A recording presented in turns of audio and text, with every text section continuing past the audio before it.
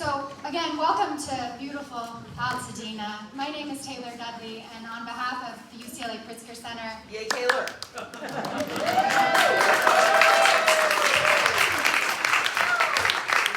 Thank you, Supervisor. So on behalf of the UCLA Pritzker Center and our faculty directors, Tyrone Howard and Audra Langley, and our staff and our students, thank you so much for coming. Thank you so much for showing your support today for this community. We are super honored to have you here. Today's event is equal parts research and community. We have a number of thanks to offer, and I'm going to probably hear the music cue to move me off the stage because the list is long. But it wouldn't be a UCLA Pritzker Center event without proper show of gratitude. So I want to start by thanking Supervisor Kathryn Barger, Chair of the Los Angeles County Board of Supervisors, for being with us today. Supervisor Barger has been a generous friend to the UCLA Pritzker Center and a devoted steward for children in foster care, and a longtime supporter of our work in the Antelope Valley. We're honored to join hands here today in Altadena. We are additionally thankful to staff joining us from the offices of Senator Sasha Renee Perez and Assemblymember John Harabedian. We also are pleased to welcome guests from Los Angeles County Supervisors Holly Mitchell and Lindsay Horvath from their offices. Thank you so much. If you're from the Altadena Town Council or the Pasadena Unified School District Board, please stand and be recognized.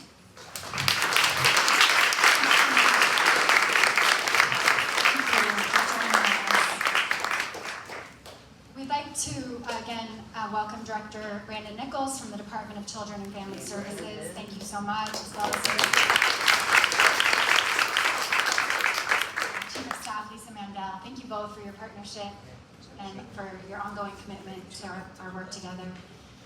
A huge thank you to our Dean, Tina Christie, the UCLA School of Education and Information Studies, the Anthony Pritzker Family Foundation, the Ralph M. Parsons Foundation for supporting today's event and the research associated with it. We also would like to thank Baby to Baby, the Book Foundation, and the Boys and Girls Club of Pasadena for providing resources for families today. Please be sure to take them back to your offices, back to your communities, back to your neighbors. They are for you, and we want you to have them. We also would like to extend a huge thank you to Glenn Friedman with Change Reaction for introducing us to the Eaton Fire Collaborative. Thank you so much. It was Glenn's introduction to the Eaton Fire Collaborative that opened up so many possibilities and meetings and connections. We're very grateful to the collaborative as well as to Glenn. I'd also really like to thank Janine with the Pasadena Community Foundation. Been a generous friend and guide as we've tried to gently and kindly come here to Altadena without just dropping in and taking up too much space. So we've been grateful to our friends who've shown us the way. Thank you so much. And then we'd also like to thank the Altadena Community Altadena Community Center for hosting us today. Your warm welcome and hospitality have meant so much. And we also want to thank everybody who participated in our interviews. Some of you are here today. A number of you joined us to learn more about what was happening with kids in care following the fire. We can't thank you enough. These are caregivers, these are teachers, these are education personnel, county staff, DCFS workers, who've really shed light on everything that we'll share with you today. And I also really want to take a moment to acknowledge the first responders, right? All of our Altadena first responders. Sometimes they're here, and we've bowed to them for what they've been up against and what they went through. And a huge thank you to everybody here from UCLA. We have a number of colleagues in this space, some of whom have done other research in the Palisades or here in Altadena. This is a collective effort. We're joining hands across the campus to come into the community and help where we can. And so, again, it's an honor to be among you, and a special honor to be among our team at the UCLA Pritzker Center, our students, our staff, our faculty. A huge thank you to everyone. So, gratitude is boundless, and I really want to thank everybody for joining us today for our presentation. We also want to acknowledge that for many of you, today may have been your first day, your first time coming to Altadena. Many of you shared with me like a look of astonishment about what you see in this community. It is astonishing. We want to take a moment of silence and recognize all of those affected by the Eaton Fire, the families, the children, the caregivers, the educators, the community members, the lives lost. And we honor again and thank the first responders. Let's all pause to remember their strength, their resilience, and the losses that continue to shape the collective recovery here in Altadena.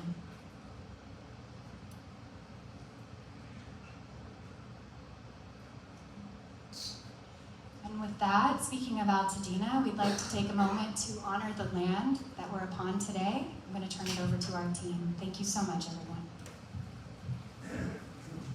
Thank you, Taylor. Good afternoon, everybody. My name is Mia Mesa, and I'm a recent UCLA graduate and a research assistant for the UCLA Pritzker Center. I'm also a registered nurse in the Ancillon Valley.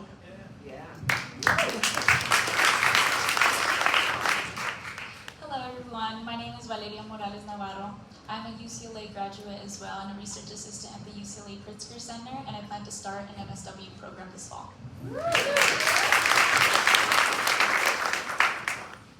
We acknowledge that the land on which we gather here today is the ancestral land of the Hamahanga band of the Tongva people.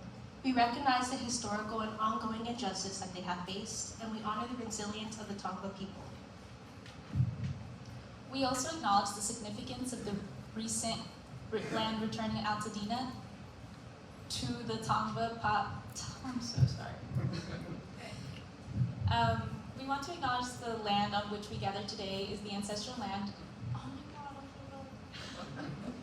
it's okay. Yeah, it's so nervous.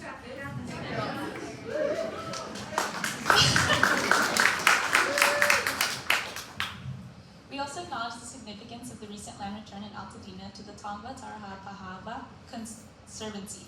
The recent Eaton Fire has had a devastating impact on this land and community. We pay our respects to the elders, past, present, and emerging, and to the descendants of the Tongva people. As a land-grant institution, the UCLA Pritzker Center acknowledges our presence on the traditional, ancestral, and unceded territory of the Gabrielino Tongva people. I'm now pleased to introduce our research team, Olivia, Laura, and Ivy.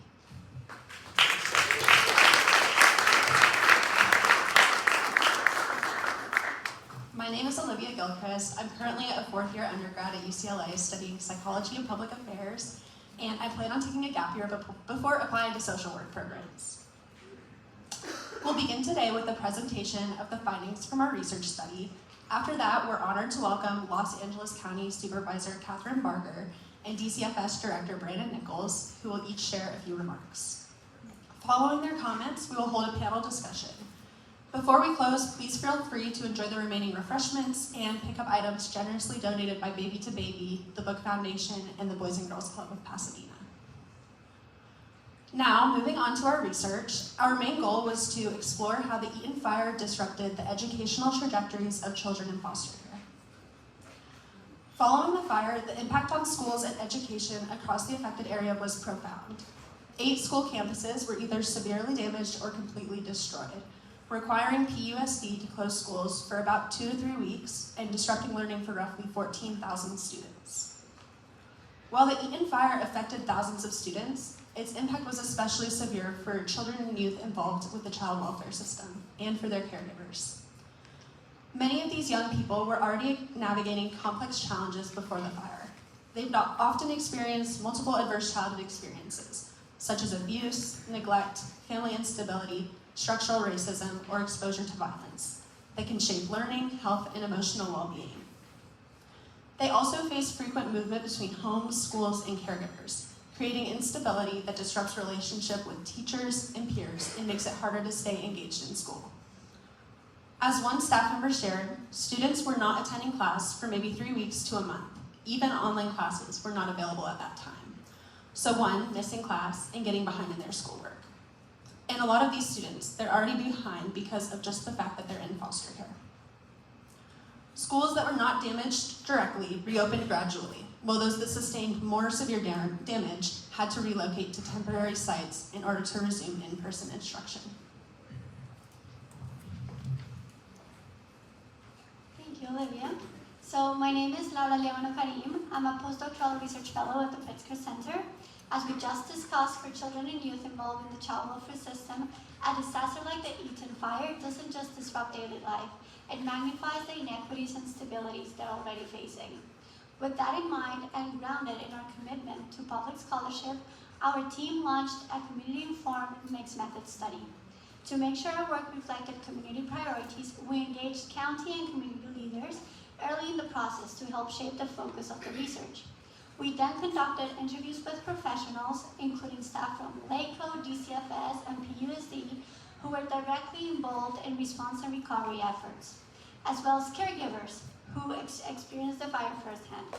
In addition, we analyzed the identified DCFS case management data to better understand which DCFS-involved children and youth were affected by the fire, something Ivy will now tell you more about. Thank you. Right off the bat, thank you very much to the DCFS research folks who have joined us today and helped compile this data set. So now that we've shared a bit about the background and our approach to this study, I'd like to share some high-level findings of what we found. So this summarizes a few characteristics of the 225 children and older youth supervised by DCFS who were living in communities that were impacted by the fire that night on January 7th. As the figures show, about a third of impacted children were actually living in the home of a parent at the time, and 1 in 5, or about 20%, were in foster care actively receiving family reunification. Then the remaining half, about half, were in long-term foster care, either in a permanent placement or in a supervised independent living setting, which is for our young adults who are still dependents. Over half of these young people had their primary race or ethnicity listed as Latinx, a quarter Black, and the rest were mostly white. I'll just note that protect the confidentiality of the few Asian, Pacific Islander, and Native American youth that were represented in this group, as well as to adhere to state policy. Those percentages can't be shared today. So here is a map that summarizes, gives you kind of a picture of where the fire hit, as well as where these 225 young people were residing at the time. And the dots represent the census tract that young people were in, with the larger ones showing you that there was a greater number of children or youth in that area at the time. One thing to also note there is we can see many of them were located in West Altadena, a community that had little time to evacuate, and one that experienced profound loss as a result of the fire. Nearly half of all the youth represented here were living with one or more siblings at the time, whether that was at home or in placement. Now, 2/3 of this group of 225 young people were of school age, so between 5 and 17 years old. And we wanted to take a look at the local schools in relation to the fire's path and these children's homes. As we heard, several campuses were physically damaged or destroyed, but there are other schools kind of reflected in this map that likely served DCFS-involved youth who were impacted by the Eaton Fire. Now, many Altadena residents were unable or chose not to resume living in the area in the months that followed the fire. And so this prompted our team to ask a few questions. To what extent did DCFS supervised youth leave the area? How far did they actually move, if they did? And was post-fire relocation experienced disparately for some children and youth versus others? And what we found was that 1 in 6, or about 17%, of young people had moved within 3 months of the fire. So in other words, by relocation, what I mean is by March 31st of 2025, we found that 17% of these young people were in a new census tract, right? So really outside of the area. And when we compared relocation outcomes by race, ethnicity, sex, age, and the type of child welfare services received, as well as case length, we did not find any significant differences across this group in terms of who relocated, with the caveat that it's a pretty small number of young people that we're talking about. We also determined that a lot of these moves were quite far, so the average distance moved was 16 miles, which has real implications for school access and school continuity. Together, these data give us a basic sense of the children, the youth, the parents, and the caregivers who undoubtedly need additional support and extra support in the wake of the fire. Okay, thank you, Ivy. Now I'll share what we learned from our interviews with professionals and caregivers. From these conversations, we found that the Eaton Fire significantly disrupted education in 6 key ways. First, the Eaton Fire compounded educational stability for children and youth in foster care by disrupting their access to the school of origin. Many schools were destroyed, closed for environmental testing, or located too far from temporary housing, leading to long and often unmanageable commutes. As one participant explained, they were evacuated out of the area. That's going to disrupt schooling, learning, and stability, which is something these children face on a regular basis. So some students were not able to go back to their school of origin. In other cases, transferring to a new school proved slow and bureaucratic, further delaying students' return to learning. Secondly, a challenge presented in the shift to virtual learning, intended to help students continue their education during the disruption. While this transition was necessary, it created new barriers for young people, especially those already facing emotional distress due to the fire, disabilities, or limited access to technology. As one interviewee shared, grades took a little dive because school was online for 3 or 4 weeks after the fires, so that was difficult for most. Without the in-person support of teachers and peers, some students found it difficult to stay engaged in their coursework, further compounding educational setbacks. Our third finding revealed that the Eaton Fire inevitably disrupted students' access to critical supports, such as therapy, tutoring, and services outlined in their IEPs. As one participant explained, when a kid neither doesn't have a school to go to because the school has burned down or is having to undergo an emergency move, they're not getting those IEP services every day.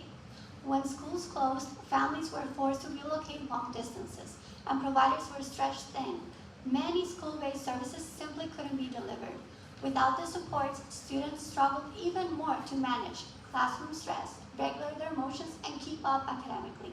The extent of these disruptions varied. Some students were affected for a few weeks, others for months, depending on how long their schools stayed closed, how far they had to move, and the challenges of transferring IEPs once schools reopened. Thank you, Lava.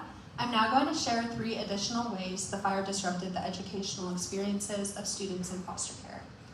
Our fourth finding highlighted how the emotional and relational disruptions caused by the Eaton Fire affected students' education.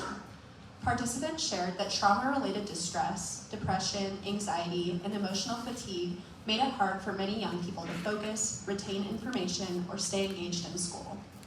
One interviewee recalled working with a child in foster care who was having a lot of anxiety. She said, "I don't want to be here. None of my friends are here." And when some youth seemed unaffected, professionals noted this often reflected a learned coping mechanism rather than a lack of impact. The fires also disrupted important relationships with friends, caregivers, teachers, and peers, connections that help students stay grounded and motivated. For youth in the child welfare system, losing these supports made academic challenges even more difficult to overcome. Fifth, the Eaton Fire not only affected students' lives, but it also deeply impacted the educators, mental health providers, and school staff who support them every day. As one interviewee shared, it was difficult because people supporting them were also affected. So it was a challenge in making sure that the students had the support they needed when there was already a lack of support to begin with. Many in the community faced their own relocations and personal hardships, which reduced the overall capacity to serve students. Yet, despite these challenges, interviewees emphasized the remarkable dedication and resilience of educators and staff who continued showing up for their students under incredibly difficult circumstances. Our sixth finding focused on how the Eaton Fire disrupted the educational trajectories of children and youth in foster care, particularly around post-secondary planning. One interviewee described how it was an emotional toll on all of the students, especially the seniors. What's going to happen? Am I going to be able to graduate? Is my GPA going to be affected? What about my financial aid? The fire limited students' access to key academic and career resources like internships, class completion, and college application support. For high school seniors, the timing struck right in the middle of a critical point in the school year, when students are focused on meeting graduation requirements and preparing for college or other post-secondary paths. The fire also disrupted access to career readiness and job training programs, which are especially important for youth in foster care as they prepare to transition into adulthood and independent living. In the face of all these disruptions, several interviewees also highlighted the positive efforts made by the state of California, PUSD, DCFS, LACO, and other agencies to support students and families after the fire. For example, Governor Newsom issued an executive order that allowed displaced students to attend schools outside of their home district and made temporary facilities available to ensure continuity of learning. These measures helped reduce barriers for families who had lost homes or were forced to relocate. The spirit of flexibility and compassion was reflected across many agencies, as teams worked together to reopen schools, coordinate transportation, and provide mental health supports during an incredibly challenging time. But as we celebrate those immediate achievements, it's also important to remember that recovery is a long process, one that requires continued attention and investment. As one interviewee reminds us, now, as the school year started, most people have forgotten about the Eaton Fire and moved on. And in a way, we have settled and moved on. However, we are still very much within. We haven't even hit the first anniversary. Thank you, Olivia. So even though time has passed, recovery from the Eaton Fire is still very much underway. Families continue to work towards healing and rebuilding stability in their lives. This was and continues to be a challenging time for so many students, families, and professionals across the community. We hope this overview has helped illustrate both the complexities and the resilience that emerged in the wake of the fire. While the challenges were great, there were also many moments of strength, collaboration, and hope.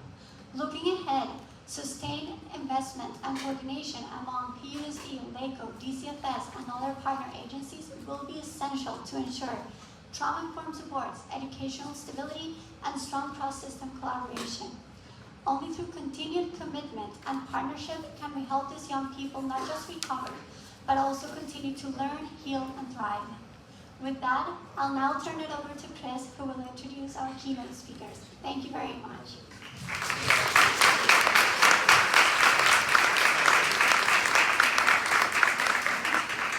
Well, good afternoon, everybody. Thank you so much for being here. My name is Chris Espino. I am a fourth year at UCLA, majoring in education and social transformation studies. And I'm also happen to be an undergraduate research assistant at the UCLA Pritzker Center. Upon graduating in the spring, my hope is to continue my education in hopes of pursuing a master's in education policy and analysis. I am now, thank you. Now I have two great honors today, but I'll start with the first great honor. I am now pleased to introduce Supervisor Kathryn Barger, Chair of the Los Angeles County Board of Supervisors. She has represented the 5th District since 2016, and in the wake of the Eaton Fire, she launched various efforts to organize, provide resources, and support the long-term rebuild of the Altadena community. We are thankful to have her here with us today. Supervisor Barger, welcome to the podium.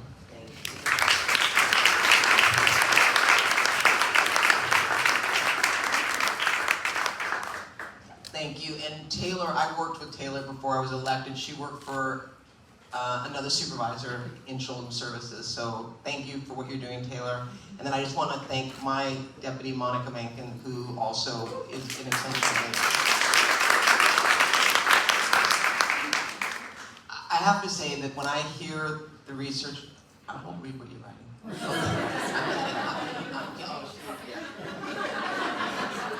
See, she knows me. She worked with me. For those of you who don't know, my background before I was elected was handling health and welfare for Supervisor Antonovich. So I did that for over 15 years. And I tell people, you know, everyone always wonders, why do I have a passion for foster youth, helping foster youth or mental health? When you've been doing something for so long and you see the most vulnerable in need of our services, you can't help but really, it's imprinted in your heart. And that's exactly where it is for me. And so one of the first things I did actually was, when I took over as supervisor in 2016, was mandate that if a child wants to stay in a school and they've been taken out of the home, we have to figure out how to get them there. It's not on them, it's on us to provide them transportation. And I was appalled that I even had to do that. But the reason why I was doing that is just what you touched on today, the continuity of education. Disruption will cause a child to end up maybe missing classes and then behind. It's no fault of the youth that are in our system that they're in our system. We are their de facto parents. And this fire highlighted how precarious our system is. Altadena has, I think, Brandon, correct me if I'm wrong, I think we have the most foster in one community FFAs. We've got 5 acres, Sycamoras, Hillside. We have a large population of foster youth, both in our FFAs, but also group homes and also placed with foster families.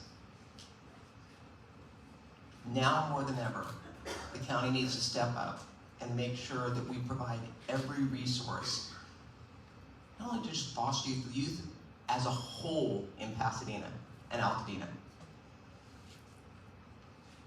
The day after the fire, our Department of Parks and Rec, and I take no credit for this, even though I guess I could, but I didn't. Parks and Rec set up a camp for youth because the kids had no school to go to, and the parents were just trying to figure out where they were going to live. They had over 6,000 students come in and out, youth, and we had a waiting list. The parents were grateful because they had a safe place to drop their children off. But the kids were able to be amongst their friends. Trauma's already hit in, but now, and I'm looking to Mark because Mark knows, it's like a double whammy. And I remember walking in, there was a little boy, angry, probably 9 or 10, stomping, just plain old mad, and his mother's chasing him crying. And we had mental health professionals on site. And I later come to find out that this was a single mom, lost everything, had no place to live, had to send her son to live with his father, who he had never lived with, had no relationship with. So this boy felt abandoned. The mother felt guilty for watching her son suffer.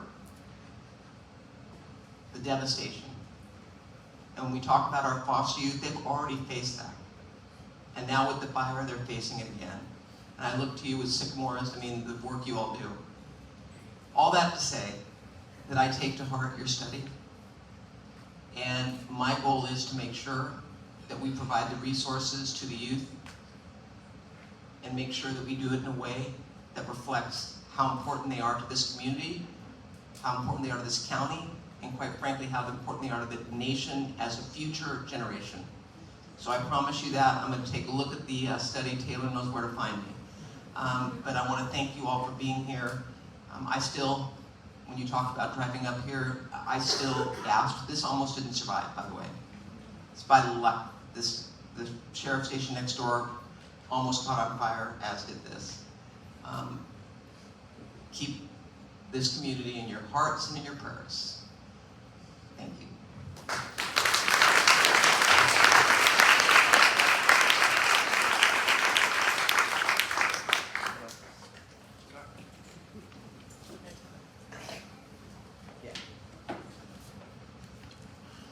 Can we give another round of applause?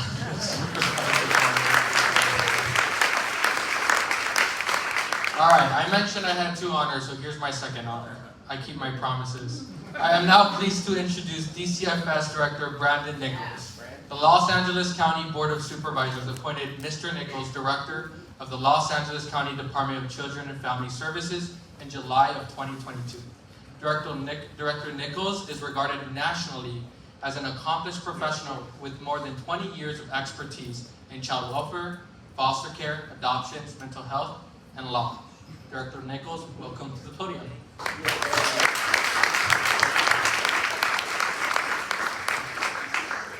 That must have been written a while ago. That was 20 years. Now I'm pushing 30.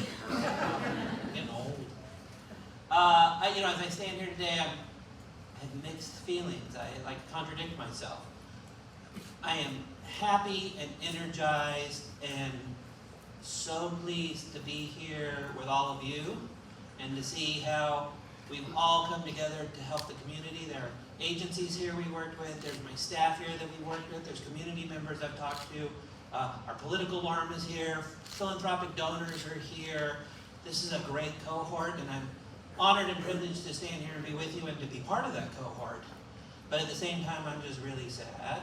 Driving around the community, I haven't been here in maybe a month, to see the continued devastation, and then also to read the report and to hear the stories of people whose lives have been taken off track or set back and are still not back to where they were before the fire.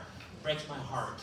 And I don't know how to reconcile the joy I feel to be here with you and the broken heart I feel knowing how some people have been impacted and continue to be impacted, and to know that they'll continue for a while to be impacted. Secondly, I am happy to be here with UCLA. We talked pretty early on, right after the fire, about taking a look at how our response was. Did we do the right thing? Did we do things that didn't really make a difference? Is there something we should have done more of? Are there things we missed?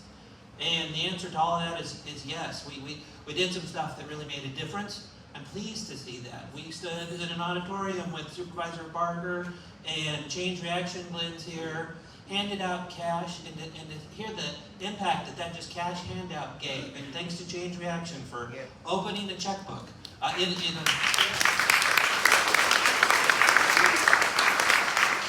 But I'll be honest, in the moment, in the chaos, didn't really think a lot about school transportation. We were busy addressing the immediate need. People didn't have clothes, they didn't have laptops, and then we didn't do such a great job getting people laptops.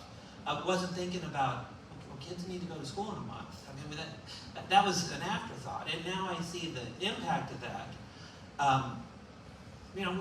Helps us for the next time. So I guess for me, there's two sort of lessons to draw out of all of this. One, the fire did not end when the flames went out, but the impact on lives is going to continue for years, and we have to keep working with the kids and the families that were impacted, even though the flames are out. We need to do better, we need to plan better, to provide ongoing and continued support. It wasn't just a one and done. Even though at the time it felt like we were doing these things in the moment, we need to do it day after day, month after month, maybe for years. And that came across to be clear in the report. Secondly, unfortunately, at some point in the county, we're going to have another disaster. I hope it's somewhere else. I hope it's a different kind of thing, but it's going to happen. Like, something's going to go down.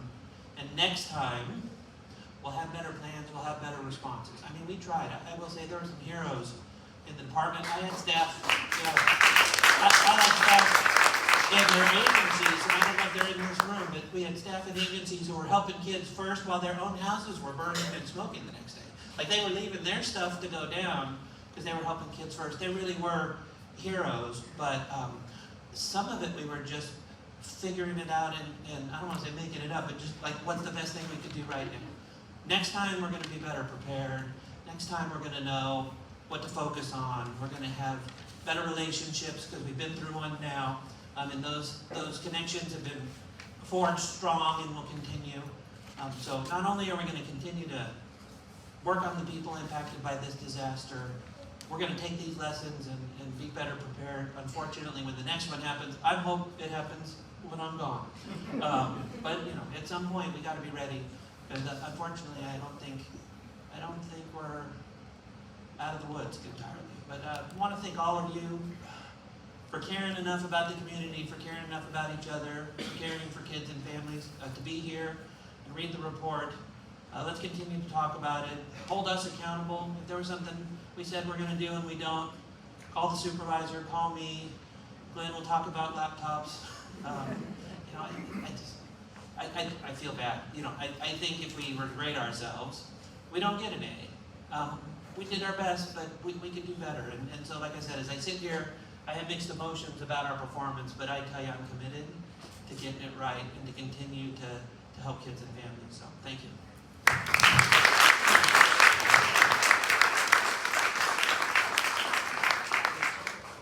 Thank you so much, Supervisor Barger, and thank you so much to Brandon for joining us today. Both of them have shown so much commitment to partnering with us, and we're so grateful. So I'm now pleased to introduce our panel. Our panel will be moderated by Jim Newton, a Pasadena resident, UCLA lecturer in the Departments of Public Policy and Communication Studies, and the founding editor-in-chief of UCLA's Blueprint magazine. With 25 years of experience in various roles at the Los Angeles Times, Jim brings deep knowledge of Los Angeles and California government. They're connecting, they remember each other. Deep knowledge of LA and California government to our discussion today. And our panelists include Altadena residents and Eaton Fire survivors Joe Ford and Alexander Ballantyne. Joe is the Chief Program Officer at Sycamores. He brings 34 years of experience working with young people to this discussion today, and his harrowing story was documented in the imprint.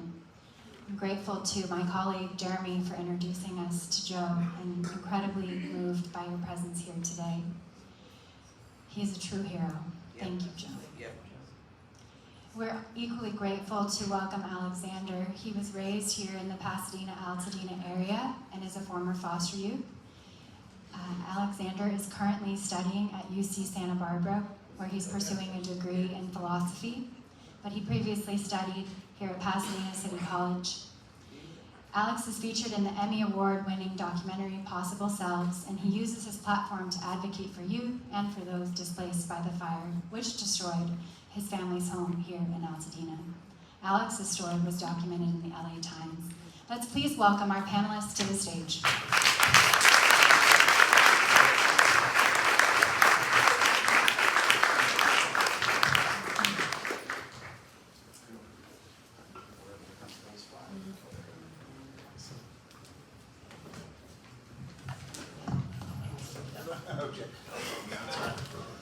Thank you all.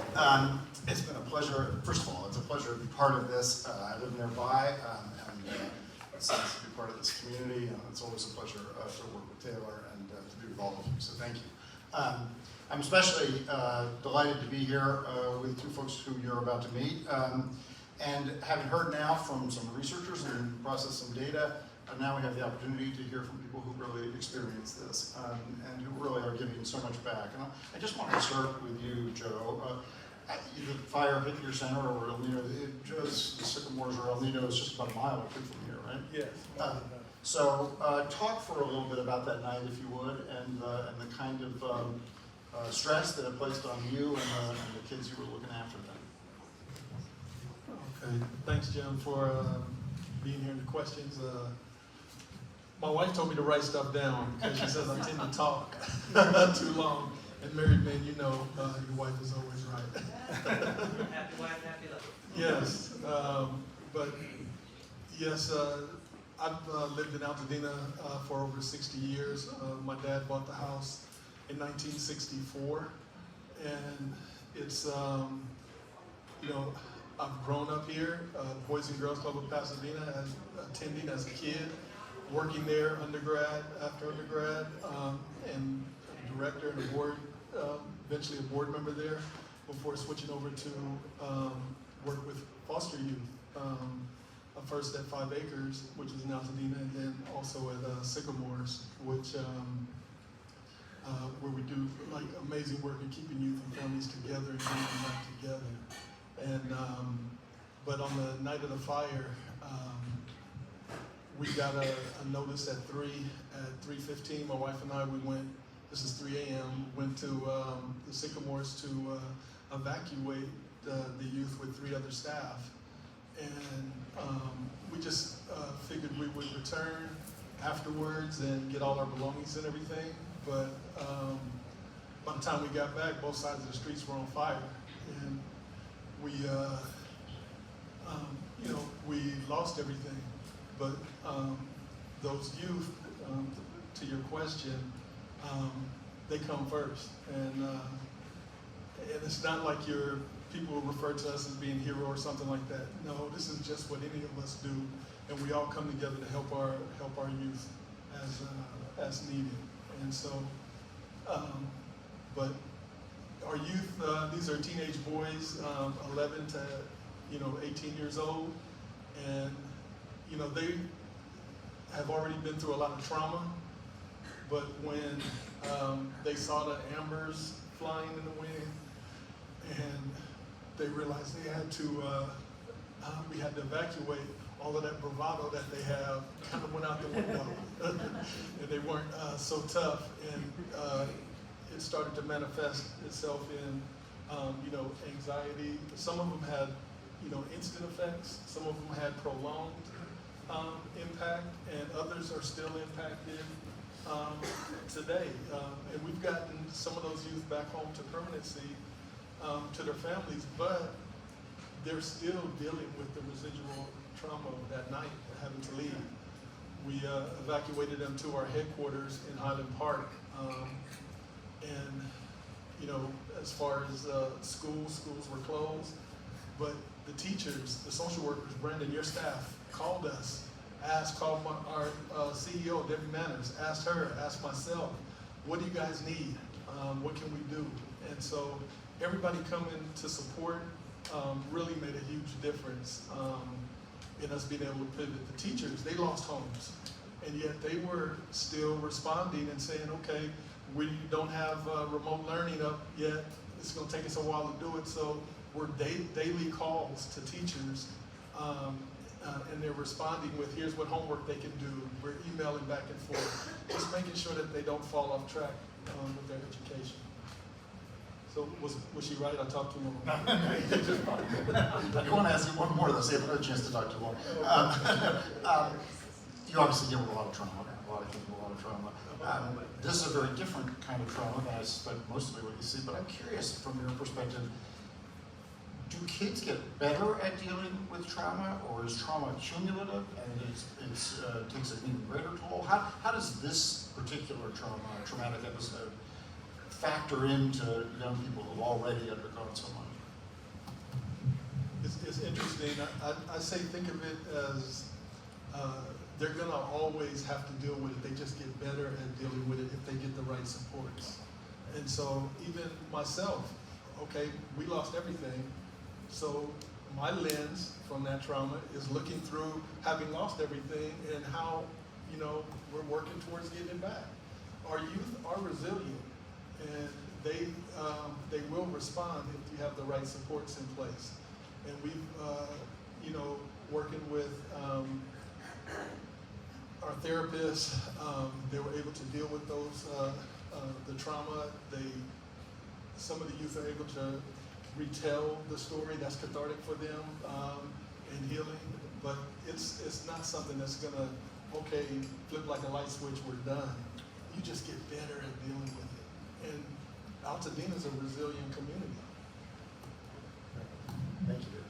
Alex, I wonder if you could start by just talking about that night and what happened to you that night, and then I'll have a few more things to ask you after that. Yeah. So I lived, for anybody who's from Altadena, I lived over off Harriet and Fair Oaks. I grew up there. I was born in 1999. Grew up there. I went to school at St. Elizabeth, right around the corner. My family's been native to Pasadena since the 60s. And I think it was like the second day of winter semester at PCC. I just got back from school. It's like 6 p.m. The fire breaks out.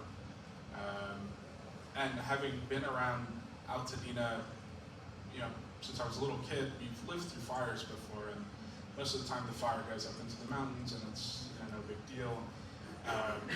And then obviously, yeah, I helped take care of my aunt and uncle. My aunt has multiple sclerosis, she's in a wheelchair, and my uncle was recovering from a broken hip and a stroke, both older as well.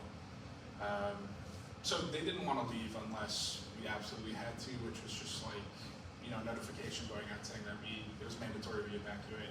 So similar to Joe, we get the text message at 3 a.m. I stayed up all night because I was paranoid and anxious.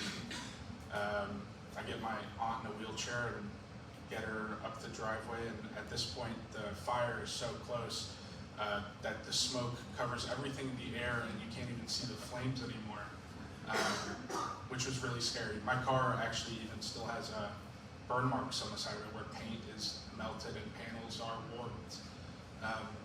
My uncle got out with hair singed, he has gray hair and it was orange from being singed, and his jacket was, he has like one of those kind of mesh Columbia jackets, and that looks like melted plastic on him. He's this great big 6'7" guy, and to see him in that condition was wasn't fun, I would say. And I think in the moment was very, I just lost, all my stuff. But what put it into perspective for me was my aunt and uncle had traveled the world, and they had collected things over the years, and they had lived in this house, which was their home, and they wanted to die there. I don't mean that night, I just mean they wanted to grow old and die there.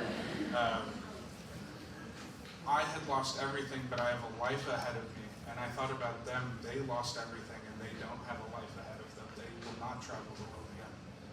And I couldn't do anything but, be grateful for, I guess, the position I was in, to not, to at least have that future ahead of me to where I can rebuild. And I think one of the best things I learned from foster care, I was in the system for, on and off again for about 18 years, is the worst thing you can do is stand still. You have to put one foot in front of the other every day. Nobody's gonna help you, and you just have to, if nobody's there to help you, you have to see it through. And that's just kind of the mentality I had to keep through all this. And where did you guys go that night? That night we actually parked, we drove down Lake Street and parked, for those that know where the Trader Joe's is and the Macy's down Lake. We parked there, and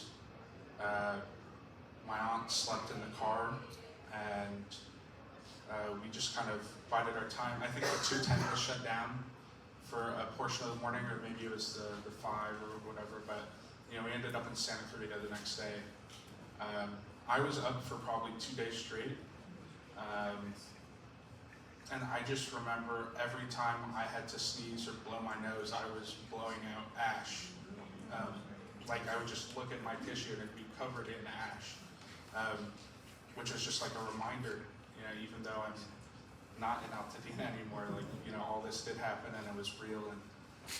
And I think the worst thing that came out of it was the evening after the fire, I got a Canvas notification about assignment that was due, and I was like, man, I don't want to think about this.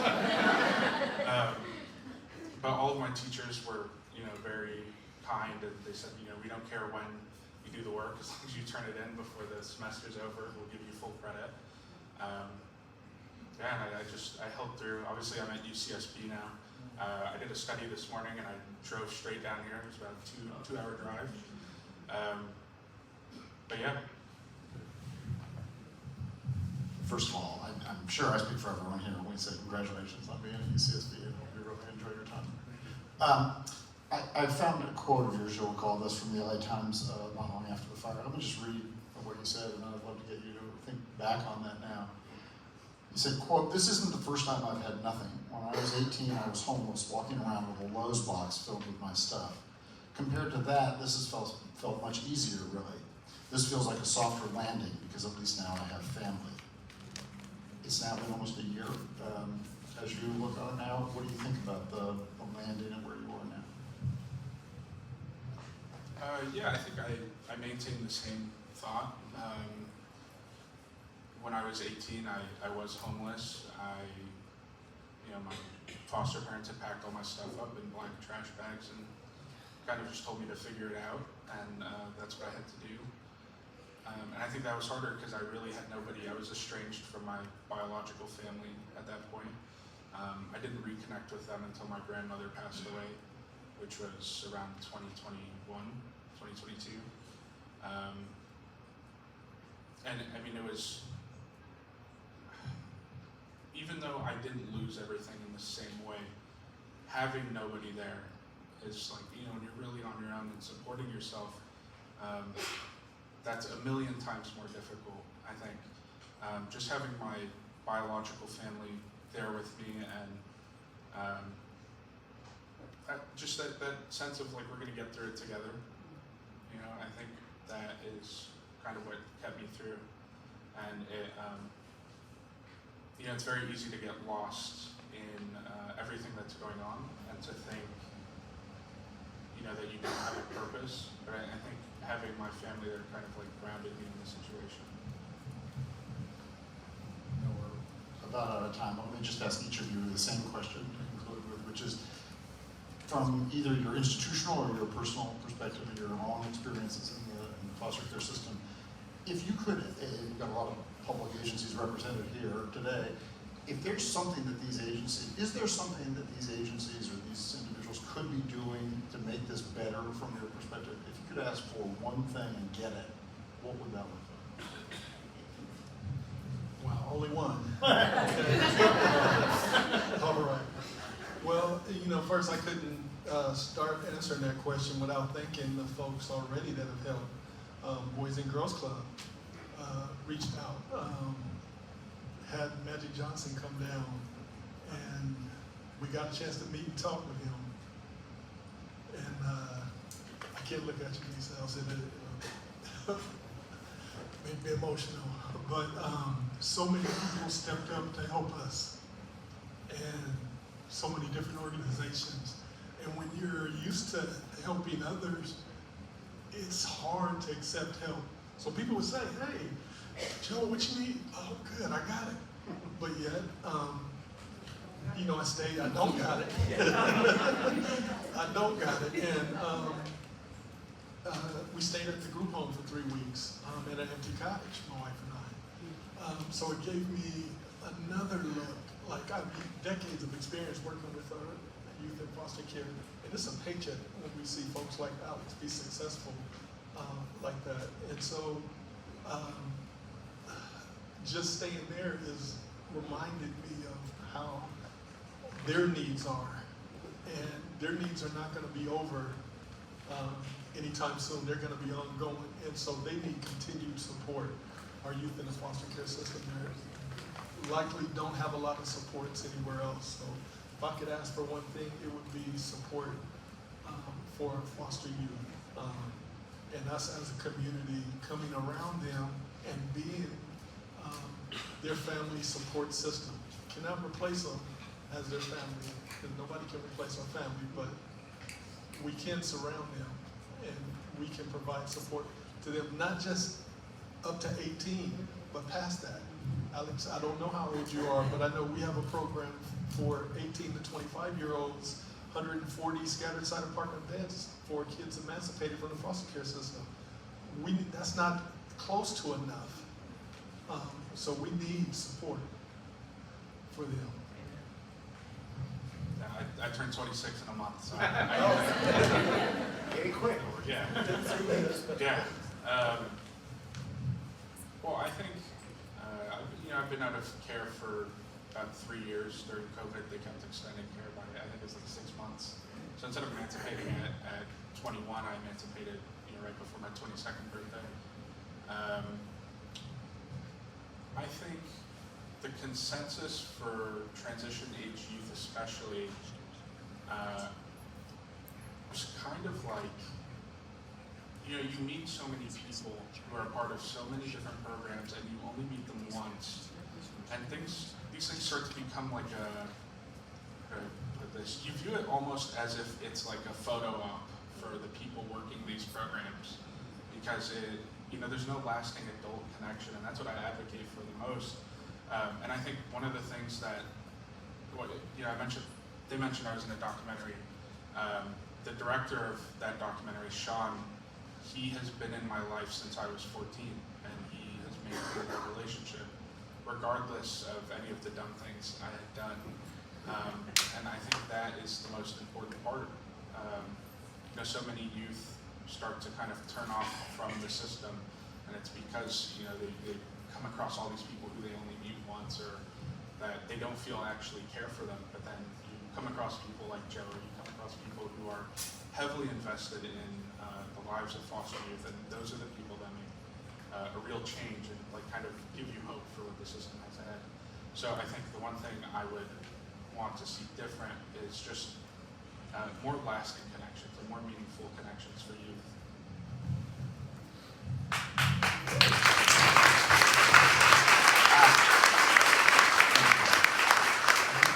We're going to wrap up our portion here, but I just want to say thank you. It's really an honor to be here today, and it's really an honor and pleasure to meet with you. So thank you.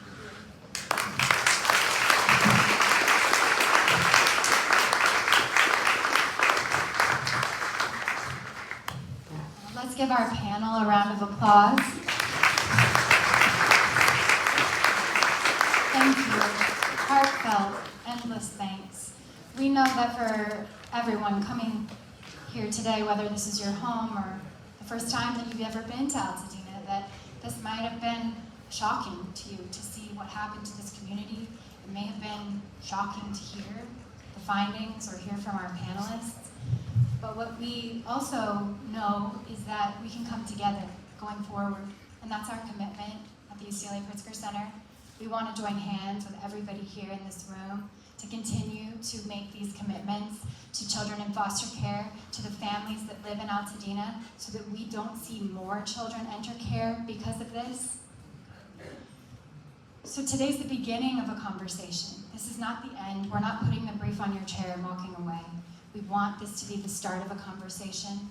We know that there are so many more things to say, more facts to share, more opinions, more advice, more suggestions. We welcome them. Please reach out to us. Please use our form, come find me, talk to me, talk to our team. We wear the blue shirts for a reason, so you can identify us and know, oh, those are the team members, right? Come talk with us. We want to hear from you, okay? We're so honored to have been welcomed into Altadena. We are grateful to each of you. Thank you so much for being here today. And you'll find today's presentation, the brief, everything is on our website. You'll find that there tomorrow. And again, thank you so much for being here. Let's keep Altadena in our hearts. Let's keep these kids in our hearts. Thank you. Thank you, everybody. Please enjoy. We have some baby to baby and diapers and all the things. Please take them to your families. Thank you. Thank you.